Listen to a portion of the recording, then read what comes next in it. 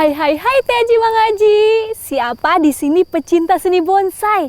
Nah, saya lagi ada di daerah Pandeglang, tepatnya di Cadasari. Di sini ada budidaya bonsai yang cantik-cantik. Penasaran kan, Lur? Merene yuk.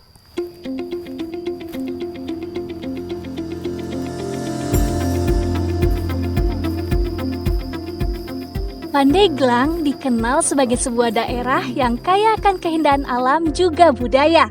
Kini dapat menjadi tempat berkembangnya karya seni yang hidup dan menguntungkan. Seni bonsai namanya. Seni yang memadukan keindahan alam dengan ketelatenan dan kesabaran pembuatnya, hingga menjadikannya lebih dari sekedar miniatur yang indah, namun juga peluang bisnis yang menjanjikan.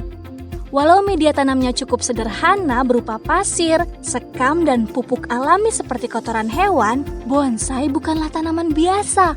Ia tetap membutuhkan perhatian dan waktu untuk berkembang. Di Cadasari nih Lur, tempat Pak Zamzami membudidayakan bonsai, kita punya kesempatan untuk belajar langsung mengenai seni bonsai dengan memahami dasar-dasarnya mulai dari pemilihan bahan hingga perawatan yang tepat. Jadi merawat bonsai pun bukan hanya hobi belaka, tapi juga bisa jadi investasi luar biasa ke depannya. Ini perawatannya sudah berapa lama?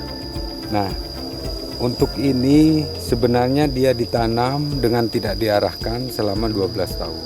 Wow. Selama 12 tahun. Jadi dia sudah besar seperti ini.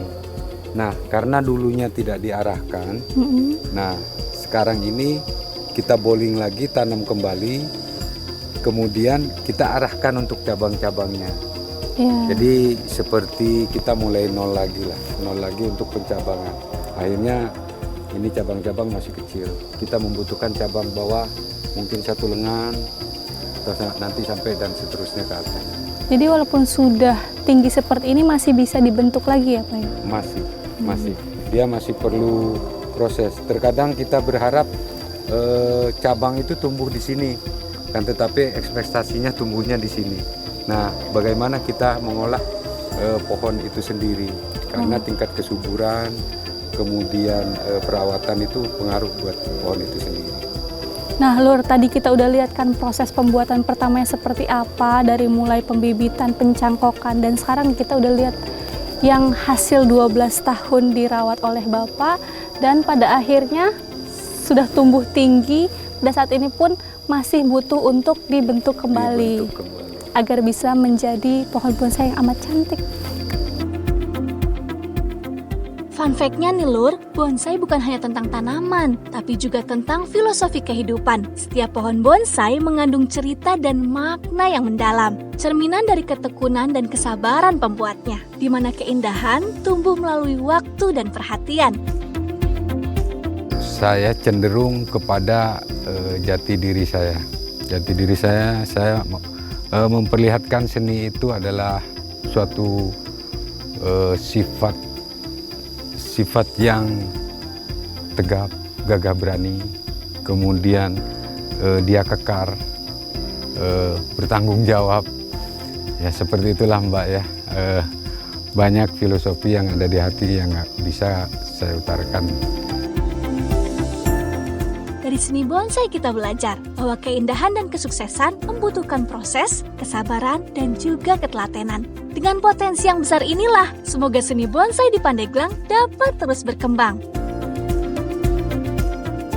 Tingkat kesulitan dalam budidaya bonsai ini adalah perawatan itu sendiri. Sehingga tingkat kesuburan itu penting, kemudian suhu, angin, udara, matahari juga perlu. Ketika tidak cukup matahari, itu juga untuk mempengaruhi kesehatan pohon itu sendiri. Untuk di lokasi saat ini saya sekitar ada 3.500 pohon kurang lebih dengan 12 jenis pohon yang ada. Karena memang ada tersebar lahan kami, ada yang di sini, kemudian ada di tempat lain juga ada. Untuk kisaran harga kami yang ada di sini 100, mungkin ada yang sampai 100.000, ada juga yang sampai 80 juta juga ada. Bahkan kami punya ekspektasi yang tinggi, bisa sampai mungkin ratusan juta juga kami juga ada.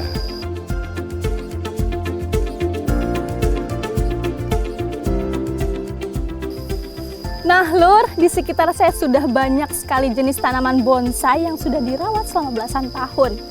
Buat dulur yang penasaran dan pengen banget belajar budidaya tanaman bonsai, bisa langsung datang ke sini.